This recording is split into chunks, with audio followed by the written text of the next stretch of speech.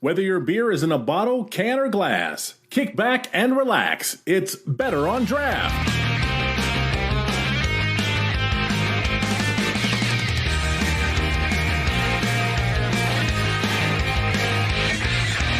Welcome, everybody, to episode 306 of the Better on Draft podcast. My name is Ken. Thank you so much for joining us. We were off the last 2 weeks. Definitely had a lot of fun. We'll probably talk about it during the news segment, but let's get to it, starting with our co-host. Wendy, what are you drinking? I am drinking a Happy Belgian-style ale from the brewery Mischief. All right, Real Bear, what about you? So I am sipping on kind of my usual concoctions. First up being the Untitled Arts Chocolate Milk Dark Brew, which is one of their non-alcoholics, and also the combo of the ginger beer along with Kentucky 74, the non-alcoholic bourbon. So make myself a little cocktail. All right, and Dan, what do you got?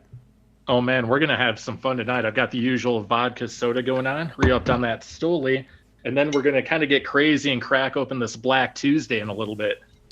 Damn. I myself have a nice pour of Black Tuesday in my Better on Draft glass. And I'm going to be washing it down with a can of Mischief.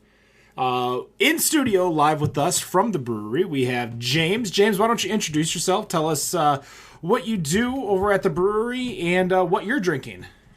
Yeah, thanks for having me here on this Friday evening. It's only 4 p.m. here in California, but it's happy hour everywhere. I'm drinking our offshoot hazy IPA called Relax, and I also have it backed up by our Happy Belgian Mischief, and I have a much smaller pour of Black Tuesday for everyone because it contains lots of alcohol. So you're not drinking a whole bottle? Is that what you're telling me? That's why mine's not open. He's probably still got to drive home. I do eventually have to drive home. And then, yes, my role here at the brewery is director of production. I oversee all of our different projects, Offshoot, the brewery, Brewery to Rue, and all of the associated brands. Let's talk about Offshoot for a second. What is the reasoning that the brewery decided to open another brewery and make that style almost specifically for Offshoot? Yeah, originally when the brewery was founded, just like a lot of other really cool craft beer people, we thought that we would never make an IPA. Patrick Rue is very famous for saying he would never make an IPA, the same as Monkish down here in Southern California. And, as an offshoot on the pilot system, they would start making some of these IPAs to drink because they thought they needed something else that wasn't going to bust your face off. I mean, we had Mischief. It's still a great beer, but it's still 8.5%. And it's still got a little bit of those Belgian phenols and esters, but we wanted like the everyday drinkers, and that's kind of where Offshoot came from. We started iterating some of those beers and just pouring them in the tasting room as an offshoot of the brewery, and then eventually we trademarked the brewery name Offshoot, and started canning and producing beers under that label. It's now a good portion of our production. It's kind of more than half, but just barely. So now on the website, thebrewery.com, it does say your favorite beer is Mischief. Is that still correct? Okay. And what's your favorite offshoot beer though? I have to go with Escape, the Everyday West Coast IPA. That's probably my favorite. I'm more of a bitter IPA kind of person. I do like the hazies as well. I love where they fit into the IPA market. They're there for a reason. They get people that don't like the bitterness to actually enjoy hops. So I think that they serve a good purpose and they're delicious when they're done right. I think we do them right. But at the same time, I'm more of a bitter person, even though I'm drinking the hazy right now. So Now, you've had a long journey in the industry of craft beer, and your journey at the brewery is actually fairly new. What are some of the reasons that made you want to join the organization? Yeah, it is a long journey. Is that the cue that I could talk about my long journey to get here? Of course. Okay. Yeah, so I started in the beer industry over a decade ago at a brewery in Florida called Proof Brewing Company. I had a biology degree from my undergrad and was just kind of like working bar jobs because I graduated during that wonderful mid 2000s Great Recession, and I couldn't really find a good job. But ended up working at Proof Brewing Company as security. And then they're like, oh, you have a biology degree. Do you want to come work in this brewery that we're opening up downstairs? It worked out. It afforded me the opportunity to get my foot in at the ground level at a small place. We were a 3-barrel brew house at the time.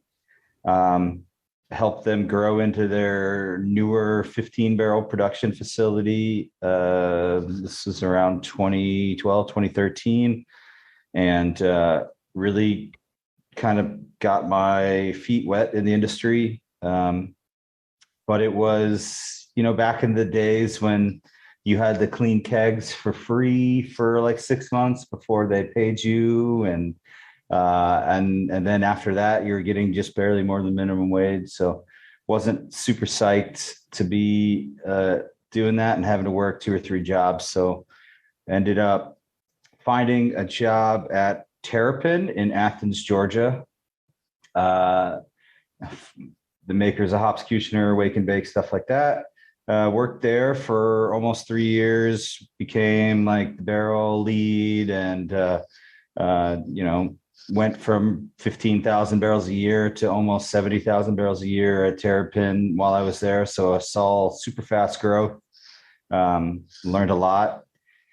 Met my wife also while I was there. So she was getting her master's at UGA. And when she graduated, she got a job outside of Atlanta, which is about an hour and a half from Athens. So didn't seem feasible to make that drive. And I ended up finding a new job as the head brewer at the then startup Scofflaw Brewing in Atlanta, Georgia. They have grown considerably since their inception. But I didn't really jive with ownership there, and I made it about a year there. I installed the brew house, installed the glycol, did almost 10,000 barrels of production with 2 brewers on a 15-barrel brew house that first year. So it was a lot of work. I learned a lot of what to do and what not to do when you start a brewery. So it was a great learning experience. Left there and was working at Sweetwater in Atlanta, Georgia for about 3 years. I think in their top 15 craft brewers in the country, about 270,000 barrels a year when I was there, which is pretty crazy. They recently just got bought by a cannabis company out of Canada, which is pretty cool for them. But I think I helped get them there because I created some beers like the G13 and the Mango Kush when I was there. It was a good time. It was a fun place to work again. I learned a lot. But the head brewer been there over 15 years and weren't really going anywhere. So me as the lead was just kind of left to my own devices. I ended up applying to grad school, having the brewmaster there write me a recommendation letter at UC Davis. Got accepted, was the first graduate student under the new professor there, Glenn Fox, that followed up Charlie Bamforth. Pretty cool. Did my thesis on beer, the interactions of hops and yeast during the fermentation of beer. Got a master's in food science. While I was there, I was working packaging at Budweiser there in Fairfield, California, which was an amazing experience to see that much beer, flowing. We would do about 60 cases a minute, which is, if you guys can imagine that, that's just a huge amount. Wow. And yeah. So, and that was one of 3 packaging lines running at one time. So it was pretty impressive. But yeah. And then also worked quality at Lagunitas while I was in grad school. Out of grad school, actually, while I was still finishing up there, I was applying to jobs in the industry, and I applied to be the innovation manager here at the brewery. It's right after Andrew Bell left. He went on to start Radiant Beer here in Anaheim. They won Great American Beer Festival Brewery of the Year last year for their small size. But I had also applied at Creature Comforts to run their Los Angeles facility that they are starting up, and ended up kind of like having both of those job offers, and eventually decided to actually go with Creature Comforts, not the brewery, which is kind of anticlimactic for where we're going here, but worked there for about a year. And we were just caught up in red tape, and I wasn't super psyched on the fact that I wasn't doing any production. I was doing more construction management. I just wanted to get back into beer. Lo and behold, the CEO here at the brewery, Barry Holmes, came and hit me up because the production director was going on to start his own brewery, which seems to be a common thread from people here at the brewery. And I was offered the director of production in May of this year, took it in June, and have been here since. It's been a pretty wild ride, but yeah, that's the last 15 years of my life summed up in about 5 minutes. Perfect. So before I pass it off to Wendy, I want to talk about the beer that I'm drinking right now, which is the Mischief. Obviously, you mentioned, the styles of beer that the brewery was making, and this was kind of a offshoot beer that they made. What was the idea that went into this beer? And what it does say hoppy Belgian style ale at 8.5%. Like, what flavor and like what am I getting from this beer as I'm drinking it? Yeah, Mischief in general is it's kind of a nod to the past of what the brewery was founded on, the Belgian style ales, while bringing in kind of that new taste of California and of the new school hops. So it's a dry hopped Belgian strong ale. It's used the same yeast that Patrick Roux first isolated off some cans of Duvel back in the early 2000s, and we're still using it today, 15 years later. And we just wanted to make something hoppy because the changing tastes of the general clientele. And we also enjoyed it. I like it because it does both things. It mixes the old school flavor of a Belgian ale, which not many people are making anymore. Gives you those awesome, like, peppery phenols and like fruity esters, but also gives you some nice, like, punchy, grassy, dank, caddy hop notes too. It's got Motueka and Citra in it, so some fun hops. Yeah. Wendy, it's on to you. I totally agree that it is the perfect blending of both worlds. As somebody who is hop timid and doesn't like the punch you in the face West Coast styles of the IPAs, I enjoy this one actually a lot. So my question, I guess, totally just left my mind. That's horrible. It's like I'm brand new. How is it that do you still have a, I'm sorry. Do you still have like an input? You said that when you were with Sweetwater, you helped them with a couple of different styles. Do you still have input in the actual brewing, or is it more just the production stuff? Oh, I mean, so production is brewing. I am in charge of brewing. I'm in charge of the cellar. I'm in charge of packaging. I'm in charge of the quality lab. I'm in charge of the barrel cellar, all of that. So that I'm oversee all of that, and actually, I am the one that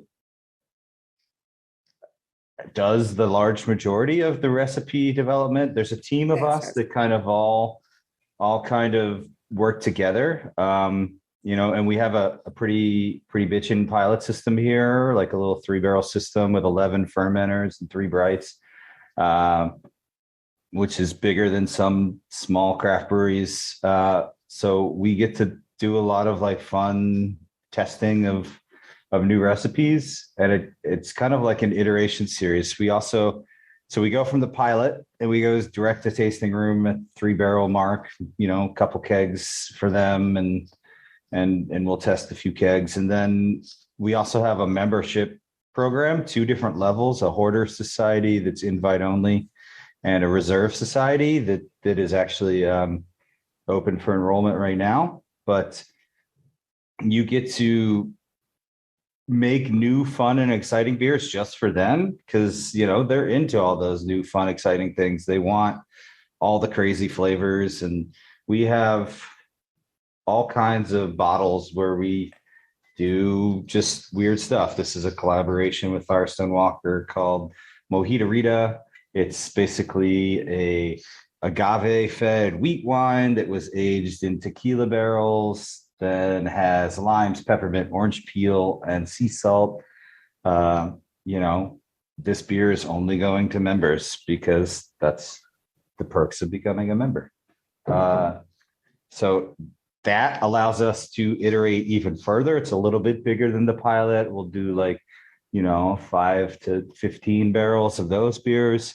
And if those become good enough, then they'll make it into small scale direct to consumer distribution. So we have a pretty good online presence there too. And then if that gets even better, then it goes to distribution on a bigger scale. So we distribute to, I think right now, 30 states. So what is one beer that you have been a part of or are working on now that you're really excited about? Ooh, really excited about. I think that's a hard question to ask because it's so many babies that I'm bringing into this world. On the offshoot side, we got a seasonal beer coming out in January called Oasis that I'm super psyched on. We're going to be using some hops here that the brewery has never really used before, stuff like Riwaka, Sultana, and some fun other fruity hops, Azaka, and we're gonna do some new techniques, something called dip hopping that they've never really messed with here, and that's kind of cool to introduce the people here to some new fun stuff that I've learned over the years. And that's the offshoot side. On the brewery side, we're going to keep doing barrel-aged stouts. We got a rum barrel-aged stout that we're going to make with strawberries and cocoa nibs next year, coming out in January. It's super exciting. Yeah. Super exciting. And then, we're also kind of going to go back to basics a little bit, and not everything has to be 18 to 20% punch you in the face. So we're going to do a couple 4% beers in January as well. I'm pretty excited about those.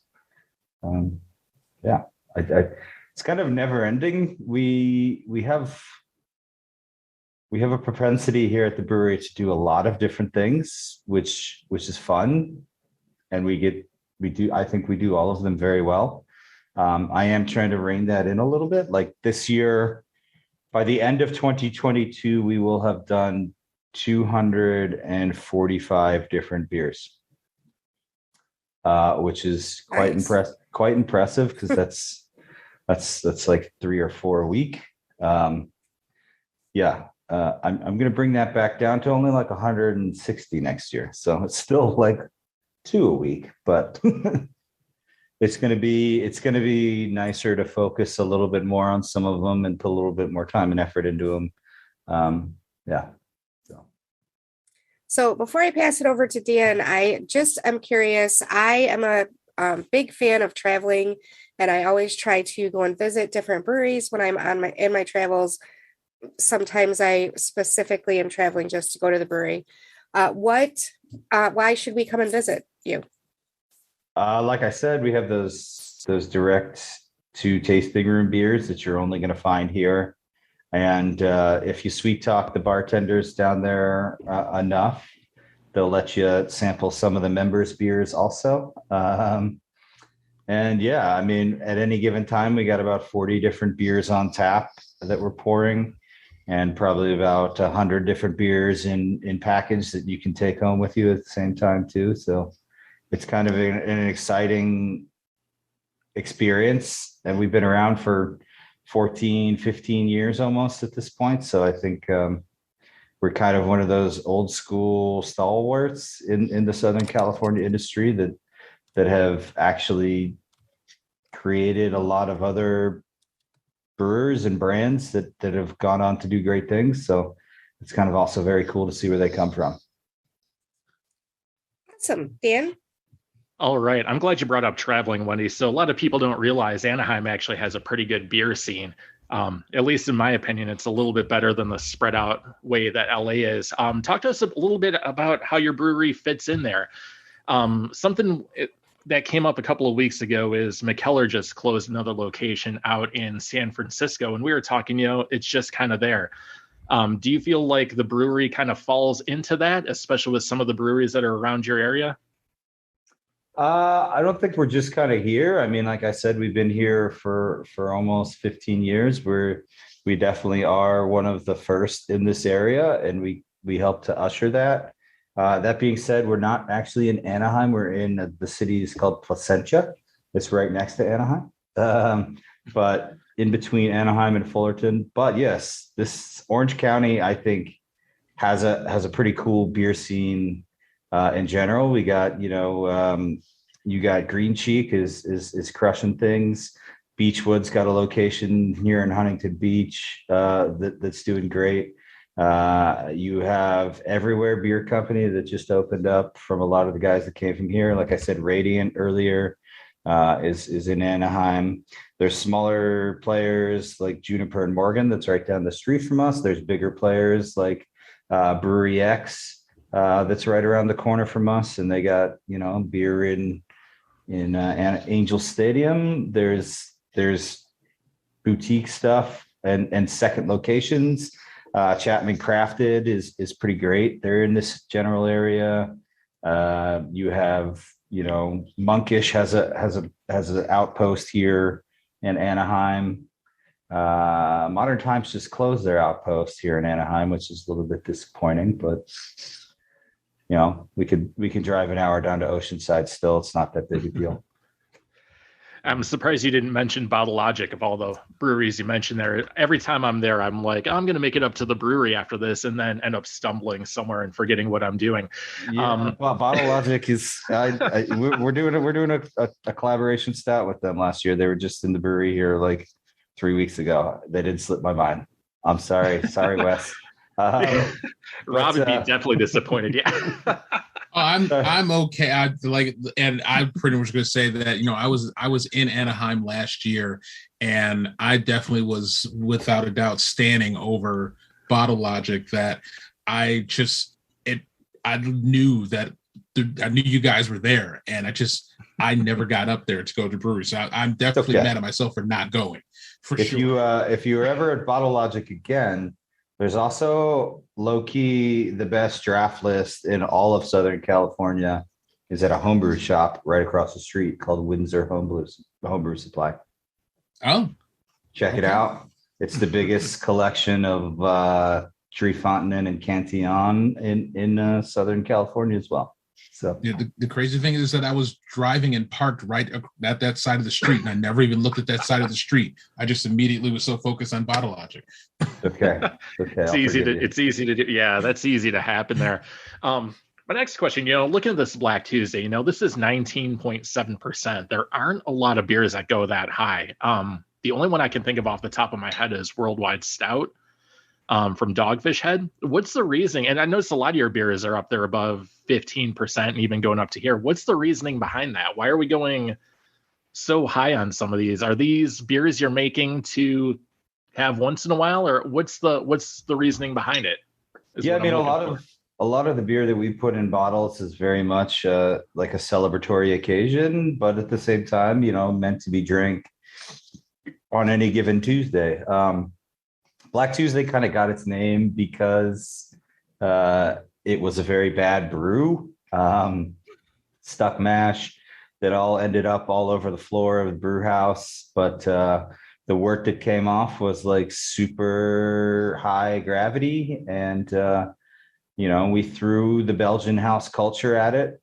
At the time, I think in the early years, they were actually using maple syrup to feed it during fermentation to boost the ABV. We use just regular dextrose now, but the intention was always to make this huge beer that would go into a bourbon barrel. And Patrick Rue really wanted to just like have this huge in your face stout that could hold up to like some of the best spirits in the world. And that's kind of the intention. It's meant to go into barrels. When it comes off the fermenter, well, okay, we'll start here. When it comes off the brew house, it's 28 Plato, meaning 28% sugar. We feed it with sugar 3 times during fermentation, and it gets it up to about 35% sugar. And then from the Belgian yeast that we use, it gets down to about 2% sugar. So it's really low residual sugar, super dry. It doesn't taste like it when you taste it, which is pretty impressive. But it also has like Mischief, because it is the same yeast as Mischief, a lot of those Belgian phenols, spicy notes, some of those like weird dark fruit characters that kind of don't really jive until they've been in a bourbon barrel for about 10 months. And we put it in a barrel and we don't even touch it. And it's variable year to year, right? So this year's Black Tuesday is 19.7. Last year's, I think, was 19.2. It's going into the barrel about 18% alcohol, but it's going to pick up, spirits, residual spirits from the wood. It's going to pick up extra alcohol from its time in the barrel. And the temperature swings that we see in our warehouse, we do climate control it, but it's not like air conditioned. It's just like, so it doesn't get to 100 degrees in the middle of summer like it can do here in Southern California. And yeah, it's going to evaporate at different rates based on the viscosity, based on like the pores in the wood. So it kind of all blends together and it comes up with what you're doing. So year to year, it can be variable. 19.7 is not the biggest beer we did this year. The Black Tuesday Reserve is sitting at around 22% this year. We do the Grand Reserve. The Reserve is double barrel, so we'll age it for a year in bourbon barrels, put it into new bourbon barrels for another year. Yeah, and then bottle it. The Grand Reserve, which is triple barreled, comes in around almost 25%. So if you're really looking for the heat, that's where you should go. On it. So yeah, Rob's like, I'm doing this. Now, you were talking about the memberships that you have there. Something I noticed that's interesting are the beer wine hybrids that you do that you seem to only do for members. What's been the reception for that? Have people enjoyed that, or talk to us a little bit about it? Yeah, I think we only sell them to members because they're a little bit esoteric. I'm really trying to push the term Eno beer because we're not allowed to say wine on the label for these things, according to the Tax and Trade Bureau. Yeah, I think the reception is generally good. From a beer drinker, it tastes like wine. From a wine drinker, it tastes like beer. They usually are sitting at around 49% wine and 51% beer. So we'll press the grapes and get the juice, and we'll co-ferment it with Black Tuesday or any other base beer. Black Tuesday is our big one, but yeah, I think in a general sense, people love them. I mean, that's the reason people become members. They love the experimentation we do. Yeah, overall, pretty good reception. Excellent. Glad to hear it. It's something I don't think I would try unless someone just handed me a glass of it. That's why I was kind of curious if people actually do go about buying this. Now, Rob, I believe you had a question next. Oh, yeah. And I will just, I guess, first start off by saying that I was first introduced into the brewery from having my first glass being Black Tuesday. And that pretty much, in my head, you know, the whole damn song, a whole new world was just going on in my damn head as I was drinking this thing. It was unbelievable, and it's still one of my favorites. But I guess kind of going back to you and the job. So I believe that you've been the director now. What is it? 5 months? About 5 months now. About 5 months. So what's been kind of like the most? I don't even want to talk about what the most exciting aspect of the job is. What's something about the job that, you know, general people just really don't know is something that you do?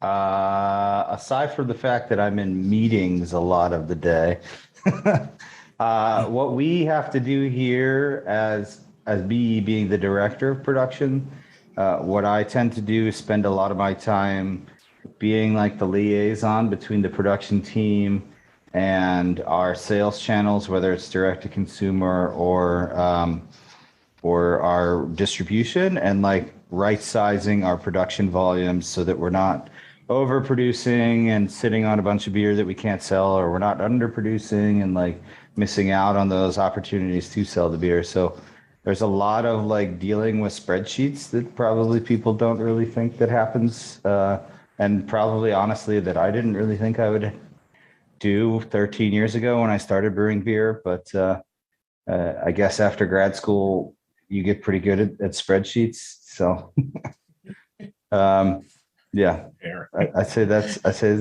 I mean, it's clerical just as much as it's hands-on. So yeah. Now, kind of going into your background and going from East Coast to West Coast, obviously there's trends that we have on the East being, you know, New England IPAs, and then trends on the West being usually West Coast IPAs. But is there kind of a trend, any type of trends that are going on in the West Coast that you feel that the East Coast is missing out on? I think cold IPAs are probably starting to hit over there on the East Coast, but they're definitely got a couple, not a lot. They're definitely pretty big out here now. I mean, that's what the West Coast likes to do. They like to iterate on the IPA. The Brute IPA came and went really quick. But I think the cold IPA has a lot of staying power just because it's takes all of those things that you wanted of a Brute IPA, like crisp and dry, but like offers in a lot of the techniques that we've learned from making hazy IPAs, like, you know, late edition hopping and super juicy and all of that, and kind of combines them together to just like a great package. You know, Highland Park Brewing up in LA does it really well. They use lager yeast on every single IPA that they make at this point. And they're some of the best IPAs, not just in you know, Southern California, but in the country. I think Southern California swept the GABF category for American IPA this year. So, you know, North Park down in San Diego, they're also killing it. We're not on the train of the super fruited sours as much as the East Coast, I will say. But I'm not even sure if the East Coast is really on that train anymore. Are people still making the smoothie sours out there?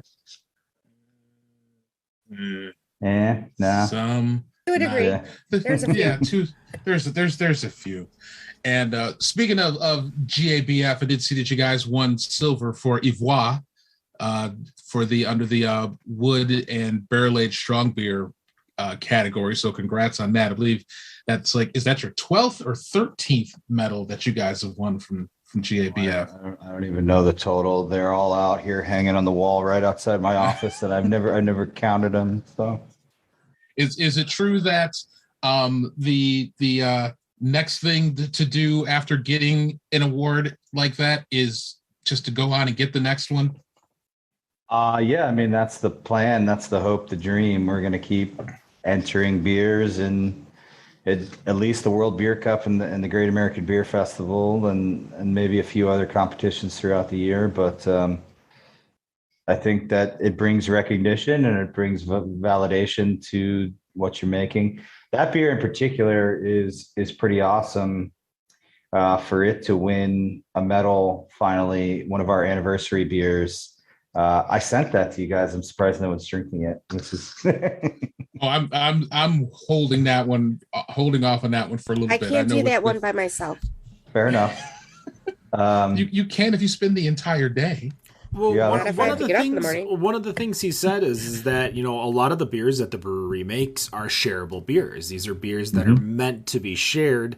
And while we are on a beer podcast, we're in, 5 different cities and 5 different areas right now to where we can't necessarily share. So for me, we're having a Friendsgiving type event tomorrow. So that, those bigger bottles minus the Black Tuesday I cracked open today is going to get open tomorrow for them. So all my friends that are excited to come and don't realize what they're in for. A few of them, nice. maybe some nights on the couch, that's for sure. Sorry, Rob, go on. That's all right. I was going to say, if there's one that I would definitely not share, which I heard about while listening to the United We Drink podcast episode that you were on, about the Vanilla Reserve, which was using 17 types of vanilla and double barrel aged. I want that bottle and I'm not sharing it. So I'm telling people right now, if I get my hands on that, I'm not sharing it.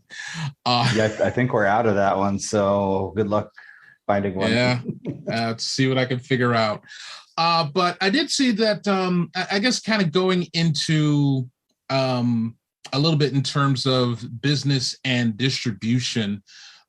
Earlier this year, there was a state Senate bill, SB 620, that if it was going to pass, it would have allowed distilleries and breweries within and outside the state to ship directly consumers. I know that the bill's been amended and they took that part out. Now, and I guess, Ken, correct me if I'm wrong, but I believe Michigan here is very similar, that beer shipped directly to consumers is not necessarily allowed. Nope, not at all. Now, the Brewers Association conducted a poll finding that craft beer drinkers would love direct-to-consumer shipping, but from a business perspective, how do you think that would shape the beer landscape for you and the breweries around you? We personally would love it. I think most breweries around us would also love it. We do currently in California, we are allowed to ship within the state of California, direct to consumer. So we have that option, but we also have a store in the District of Columbia there, because they have laws that allow them to ship to even more places. So we can reach 13 states with direct to consumer shipping right now. With the current model.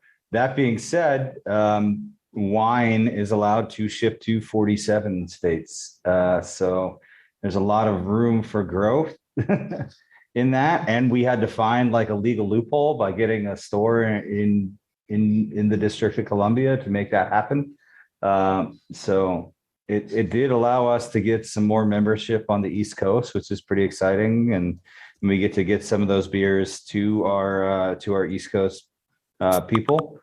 But yeah, I mean, if we were allowed to ship direct to consumer, I mean, we could effectively make a lot more of these really fun and exciting beers that, really only hit a handful of people at a time. We could go from making 5 barrels of something up to 25 barrels. It'd be pretty fun.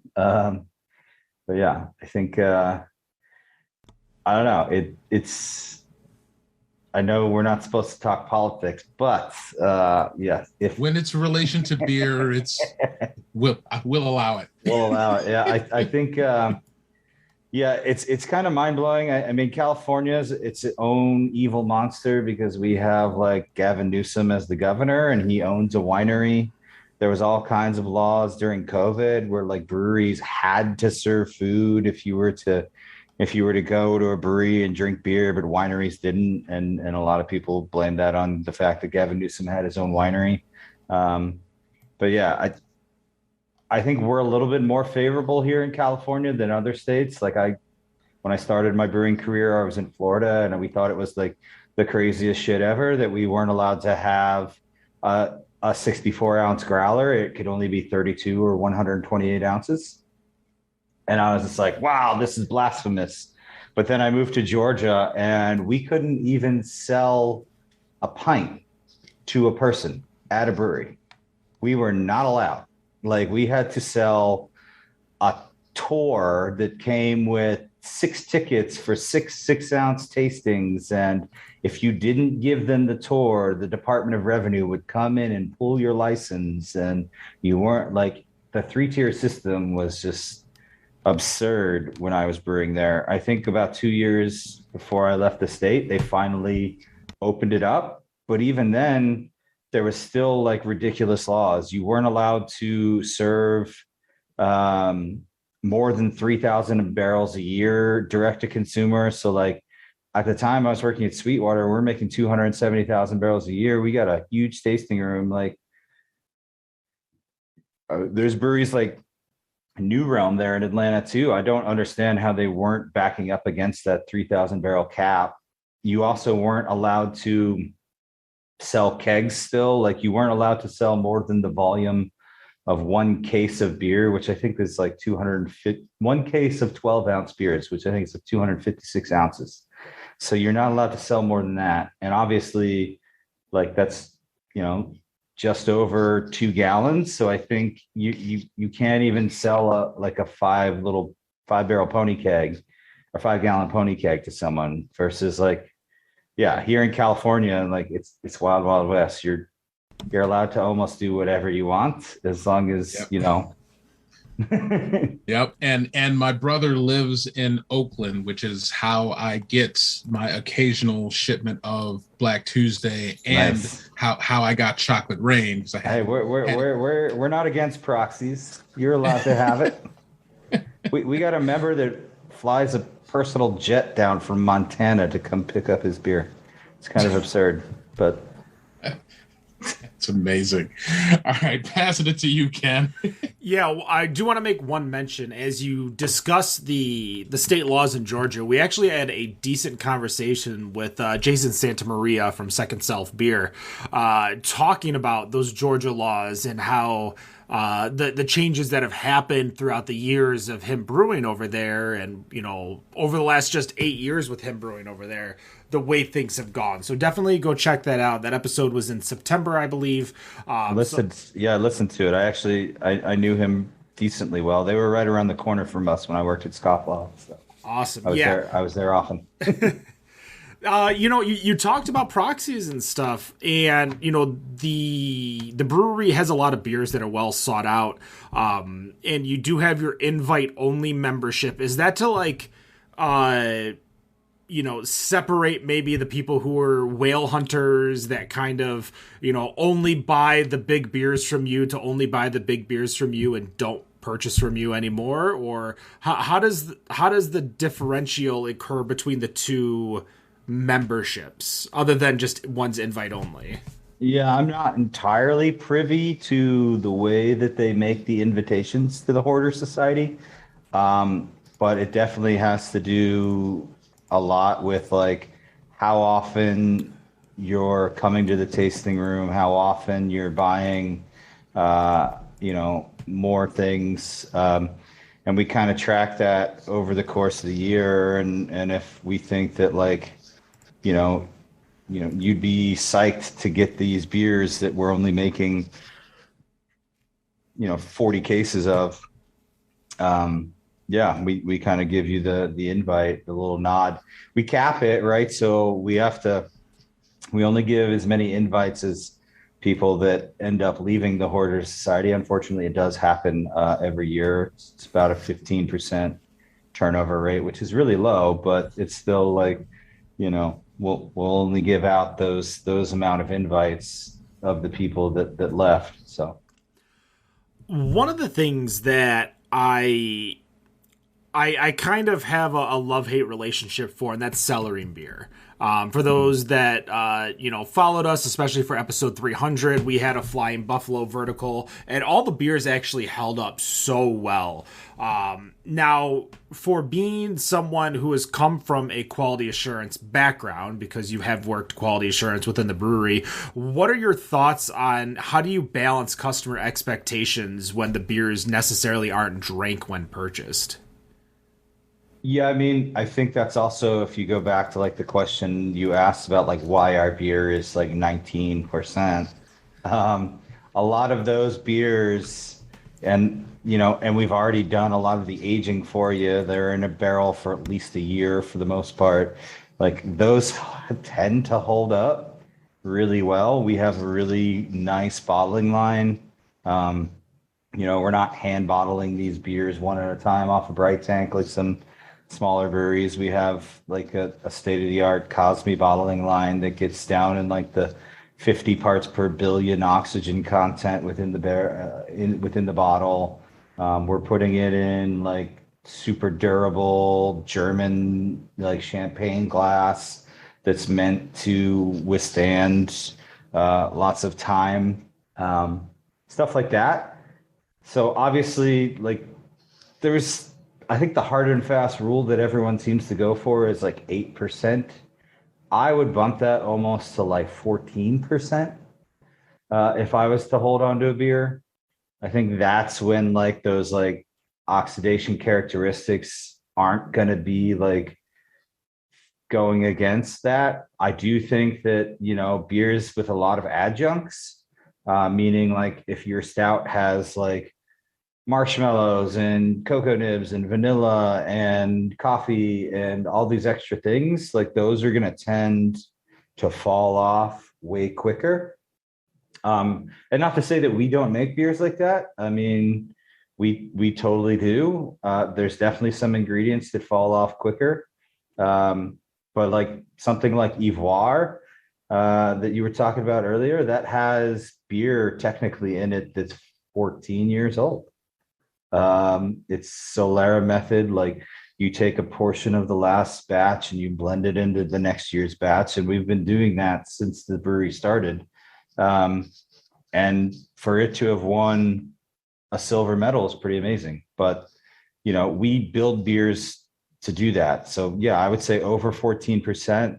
I would say sour beers that have some active yeast still in them. So we do pasteurize some of our beers if they're under 16% and they have ingredients in them, any like adjunct ingredients like I was talking about, like marshmallows or nuts or whatever, we'll pasteurize those. Versus like if it's over that, we won't. And then our sour beers, we also don't pasteurize those because we think that those develop nicely in the bottle with the live culture that's in there. I also do suggest don't just put it straight to a shelf, buy two, which is usually that's our hoarders people, right? They're buying one to drink now and they're hoarding one for later. So that like the development. And if you don't think that it's going to develop well, I mean, just drink it now. Like there's no problem with that. But from our standpoint, from a quality perspective, we actually do sensory on these beers. So on our core beers and anything that goes to distribution, we will do obviously pre-packaged, post-packaged sensory tasting. We'll do 30, 60, 90 days, both cold, ambient, and warm stored, all three of those to see how they develop and make sure that they'll still hold up. We got lots of evidence that says you should not store your beer warm. by the way. And then for some of these bigger bottled beers, we'll do 6, 9, 12-month tastings. We'll do 2-year tastings. We'll do 3-year tastings. And we'll pull it from sale when it gets to the point where we don't think it can manage anymore. We just did a 10-year-old Black Tuesday because October is Black Tuesday month. And it was fantastic. So I think some of our beers hold up really well. Like I said, I think it's above 14%, not the 8%. If they're packaged with active live yeast, like a sour beer, that's great. And adjuncts are going to fall off quickly. So don't expect this beer that tastes like maple syrup and pancakes to taste like maple syrup and pancakes 2 years from now. It's going to taste like earth and caramel, probably. All right, that's going to do it for episode 306. As we finish every episode, we go through the final question and give you the opportunity to promote where we can find the brewery. We will start in the backwards order of all the questions that were asked, starting with Rob. Rob, what's your final question? My final question is, why did you write so many papers on Saccharomyces yeast? No, that is not my final question. That is not my final question. Although I did find 3 papers on Saccharomyces. Yeah, I got 5 out there. So. 5. Wow. Yeah. Okay. So I know you've actually already answered this in another article, but I want to see if this still stands. So you were asked, I can't remember where, I think it was on VinePair, about what the best beer of this summer was, and your answer was an IPA from Maine Beer Co. called Thank You. I was wondering if that answer still holds, or is there a change in what your top summer beer was for this year? I had that at the beginning of the summer, and I will hold strong and fast that was definitely the best beer of the summer. I don't necessarily think that that was my favorite beer of the year. Be on the lookout for another article soon, but that one was definitely my favorite for the summer. Thank You is a great beer. They do every year for their anniversary at Maine Beer Co. I went and visited the brewery there in Freeport. It was just a wonderful experience, and Tank Fresh beer was just a wonderful beer. So there you go. Daniel. All right. So since you've been behind so many beer creations and coming up with all these ideas, tell us about what you think is your worst beer idea that you've come up with. What do you think was the biggest failure? Oh, man. Maybe not failure. Maybe it just didn't work out as well as you expected. Which one do you think is the worst one you came up with? Ooh.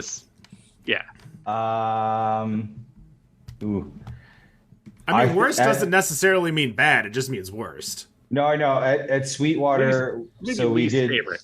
You're good, yeah. And with Sweetwater, we did that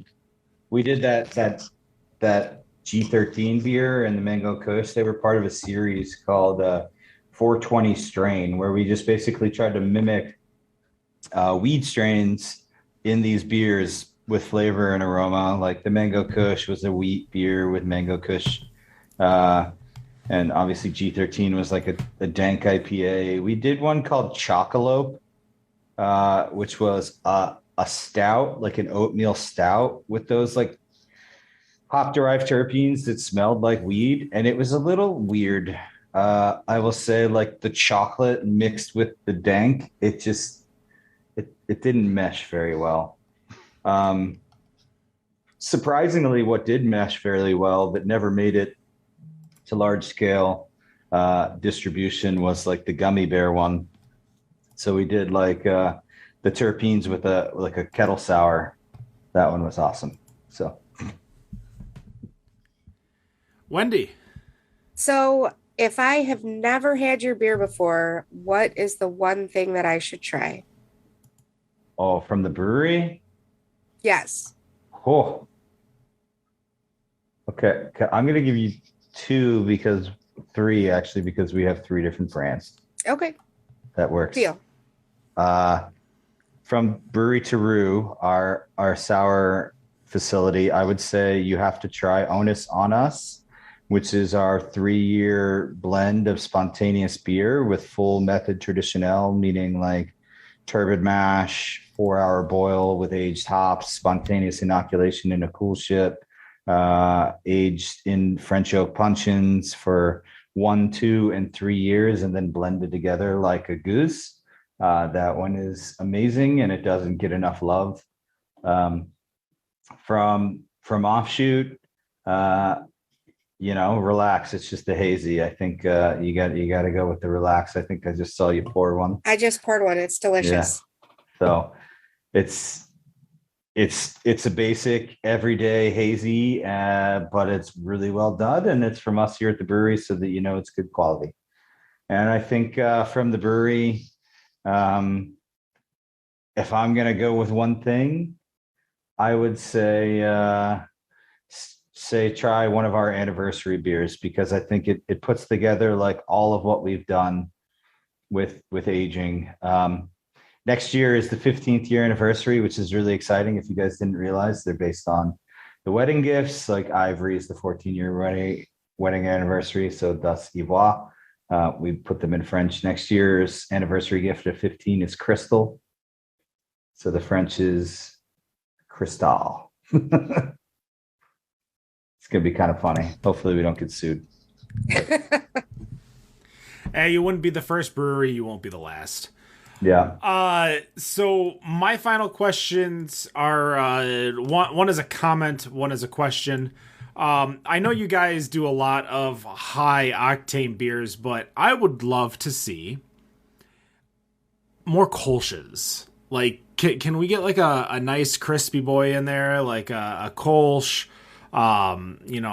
something that might be a little on the lighter side?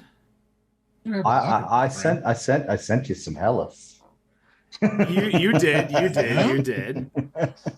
I think we actually crushed the lager game too, which is surprising. Our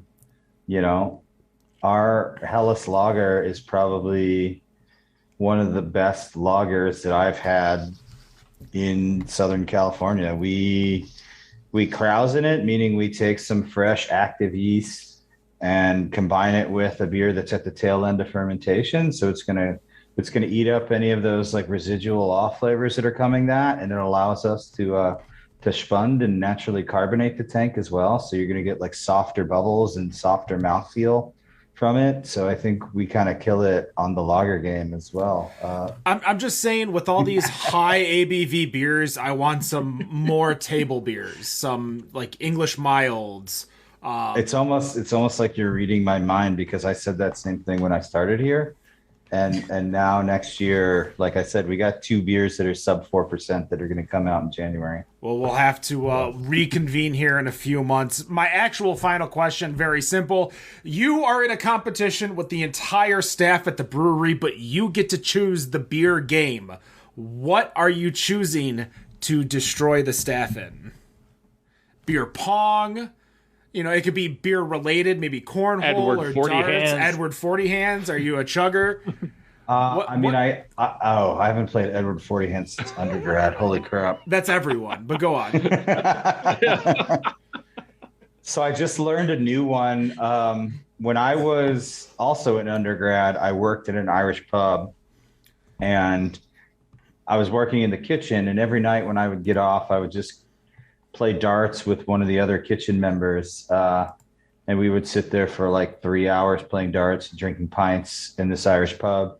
I got really, really good at steel tip darts, and I learned this new game about a year ago, where it sounds really dangerous now that I'm thinking about it, but you sit with a beer can in between your feet, and you're about 10 feet away from 2 people, and you throw the steel tip dart at the beer can, and as low as you get on the can, the person has to chug until it stops coming out the hole that you made in the beer can. This sounds like why we lost jarts back in the 80s, but Better on Draft. The 80s. Better on Draft does not condone throwing steel darts at other people, just so you guys are aware. That's going to do it. Thank you so much, James, for joining us. The brewery located out in California. They do distribute here in Michigan. Rave is their distributor, which means that if your beer store does not carry them, you can ask them if Rave distributes to them, and therefore you can get it. My name is Ken. For my co-hosts, Dan, Wendy, and Robert, thank you so much for joining. No matter what you think of your beer, we think it's better on draft. Have a good night. Peace.